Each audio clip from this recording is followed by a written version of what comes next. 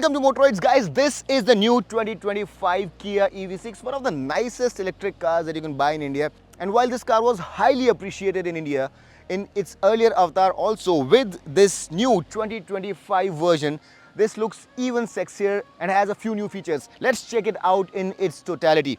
So the biggest change has been made to the front, and in my personal opinion, it now looks a lot cleaner, a lot sexier and sportier. So what has happened? Earlier, the DRL units were placed somewhat like this, stacked one over the other, but now it has this triangular kind of a structure. Also, the DRL now extends all the way along the breadth of the car. So it looks a lot sleeker now. The lower bumper also gets these sporty elements, and it overall looks a lot sportier, a lot sexier than before. Now, while these blinkers are just, well, blinking right now, if I turn them to turn indicators, you'll see that they have a very beautiful swipe out kind of an action, and overall the car looks a lot better from the front in my humble opinion. Now under the bonnet, apart from the 520 liters of boot space that you have, you get this small storage space here as well. So the front is not very usable, but there is a small amount of space available here. Now coming towards the side, the dimensions of the car are the same, the wheelbase is the same, the length is the same. The shape of these 19-inch wheels have been changed and they now feature a new design, but the rest of the car in profile is exactly the way it was earlier. It also gets these flush fitting door handles and a very nice sporty spoiler. The one complaint that I have though is that it does not get a big panoramic sunroof, which seems to be a big ask among the customers right now.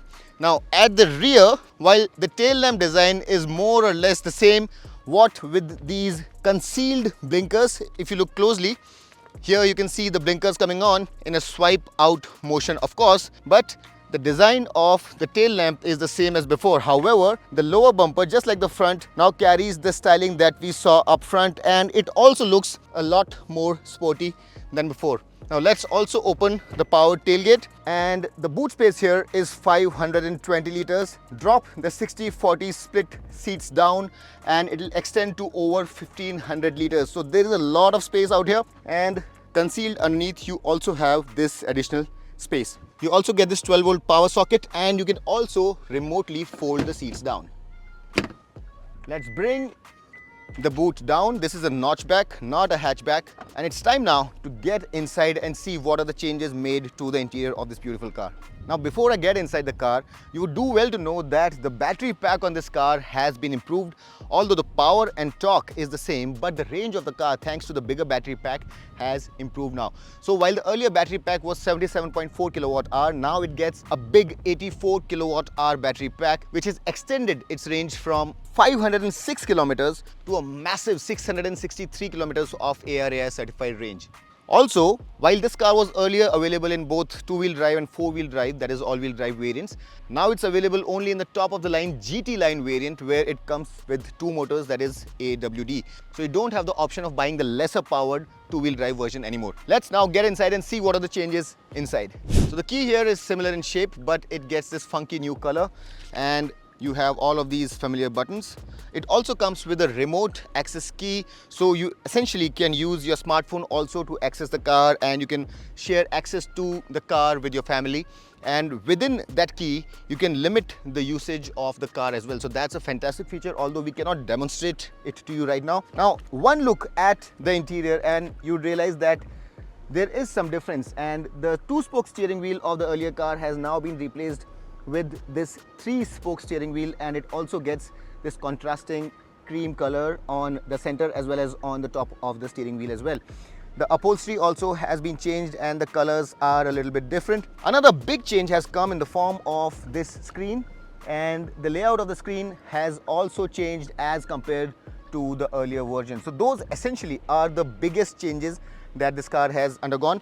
Now let me also quickly walk you through with all the standard features that this car has.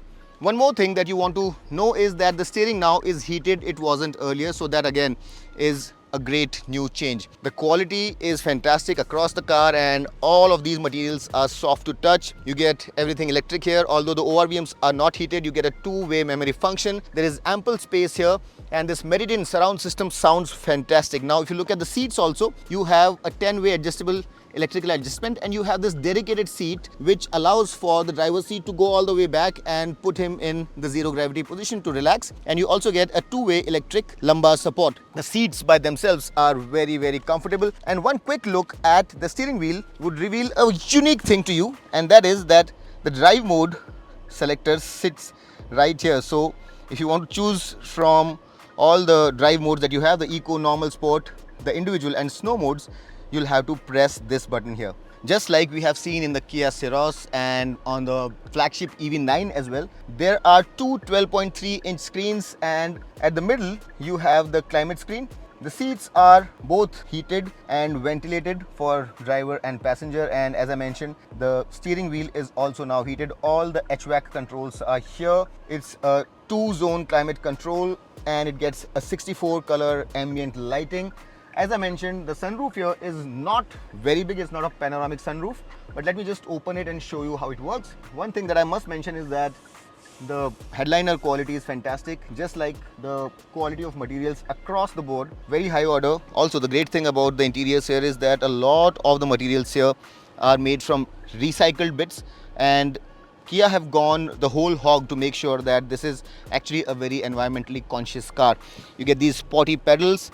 There is an electronic parking brake. These are the buttons basically to increase or decrease the brightness of the screen. This is to release the flap for the charging socket, for the power tailgate, and this is the traction control off button right here. Just like always, the 360-degree camera is fantastic on this car. There is absolutely nothing to complain about. Very high resolution, very good camera.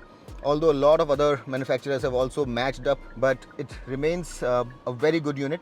Another great thing that has been introduced here is the CCS 2.0, which means that the OTA updates can control a lot of electronic controllers. So not just can your car be diagnosed remotely at the service station, you don't even have to take it to the service station to update the controllers for the electronics. So this is a very advanced electronics architecture, and this car, just like we saw on the Ceros and the EV9, is very advanced in terms of its OTA updates. Now the layout of everything is very nice. It's one of the nicest cars to be behind the steering wheel of. It's a very spacious kind of feeling that you have, and the center console here has 2 cup holders. This armrest opens up to this beautiful cavernous cavity where you can put in a lot of stuff. There's a wireless charger here, and you have this auto hold function. The drive selector dial is right here. This is the start stop button, and you have a ton of space here as well, so you can put in your wallet, your cell phone, your keys, whatever have you. In fact, this place can also store a small haversack if you so wish. And you also have a 12-volt power socket and a Type-C USB socket, another Type-C USB socket, and this Type-C USB socket which can double up as a charger or a connector for your Android Auto or Apple CarPlay. You also have wireless Android Auto and Apple CarPlay here, but if you want to connect using cables, you can do that as well. Let's have a look at the glove box as well. It's a cavernous, massive sized glove box right here. And overall, if you look at it, the space here is sufficient even if you're a 6-footer. You have auto dimming IRVM, really big sun blinds, and at both the sides you have illuminated vanity mirrors as well.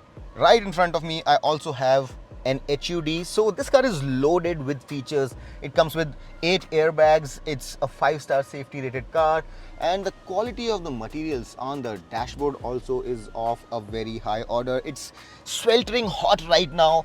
It's really hot, and the AC in this car is chilling the car at a very quick pace. So this is very well suited for India also from a heat perspective.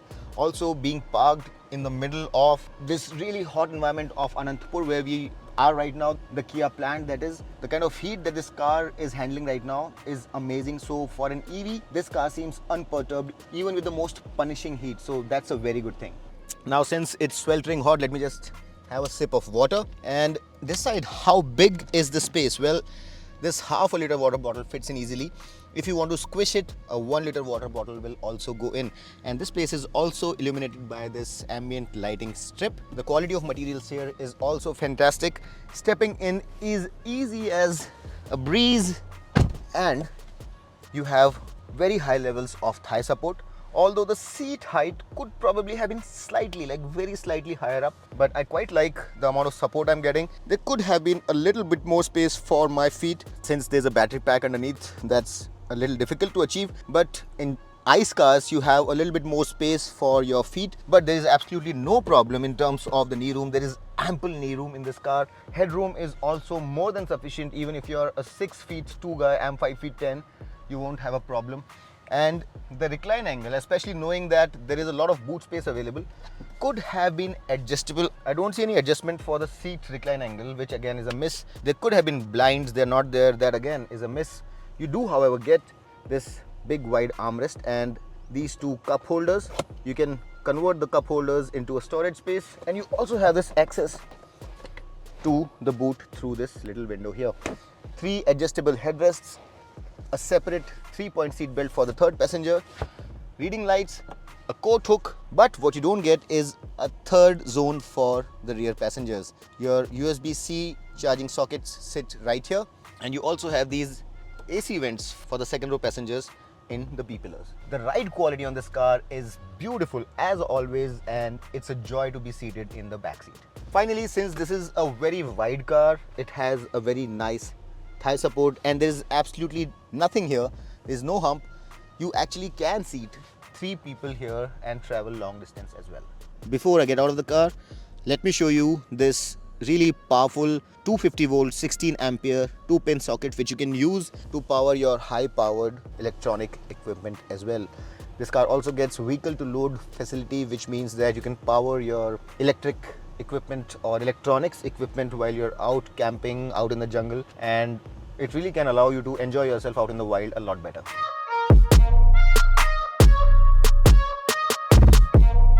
(305 HP of power, 605 Newton meters of torque, all-wheel drive, and I'm going to use this button now to put this car in sport mode and check if this really travels to 100 from 0 in 5.3 seconds as claimed by Kia.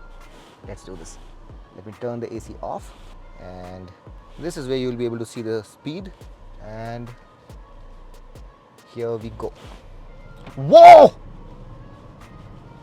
And just like that, we are through, and we immediately have to slow down now because the speed limit even on this test track is 120 kilometers per hour.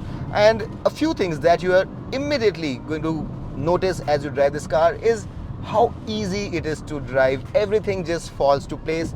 The screen is curved and the legibility is fantastic. The screens are really bright. The drive selector, the driving modes, all the controls for HVAC, everything falls very easily to the hand, and you have a very nice, spacious, easy, friendly kind of a place to drive this car from. You have these region modes to increase or decrease the region, and I have a nice curve ahead just to show you how good this car is around a set of bends, and you really can put it into a slide and you never feel out of control.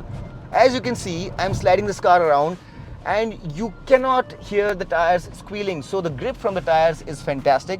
It is in part because it is an all-wheel drive, so you don't hear the 2 tires which are constantly struggling to find traction screaming. What I'm trying to say is that the control from behind the steering wheel is fantastic, and while in the sport mode I would have wanted the suspension to be a little bit more stiff maybe, but in the real world conditions where you don't have corners like this, you'll not find it lacking in terms of control, in terms of handling, in terms of comfort especially.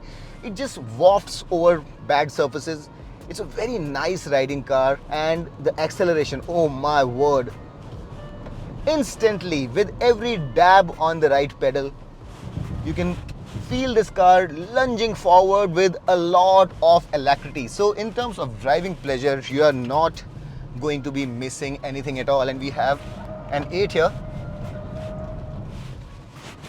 which we are going to make use of, and it really is a lot of fun to be behind this car's steering wheel, like it always was. So what I'm trying to say here is that if you're looking for a car which is as practical, good looking, fun to drive, and no fuss, loaded to the gills with tech, the EV6 is one of the top dogs out there, and you'd look good driving this car.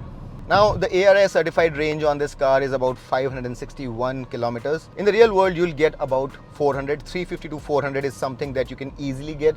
If you're driving in the eco mode, you'd probably exceed 400 also if you're lucky. But a realistic figure for you would be about 350 to 400 in the real world.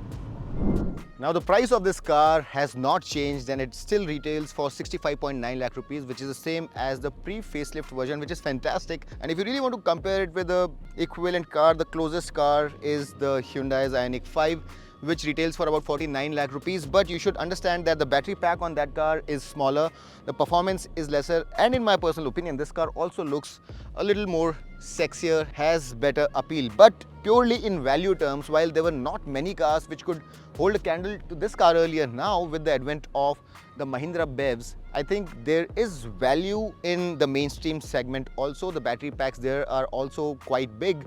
But if you really want a premium car, something which is of an international reputation, I still think that the Kia EV6 is a solid car. And if you're looking for an EV that looks great, looks sporty, and has a lot of space inside, is very practical, has fantastic range and drives beautifully, I think it's one of the strongest contenders in its segment. So if you're looking for a premium car for yourself, the new facelifted Kia EV6 is still one of the top dogs. I really hope that I was able to answer most of your questions about this car. If you still have any questions, put them down in the comment section. I'll be very happy to answer them personally. And if you like this video, do hit that like button, subscribe to Motoroids, and until next time, this is your friend Amit Changani signing off. Rev hard, rev free, and drive safe.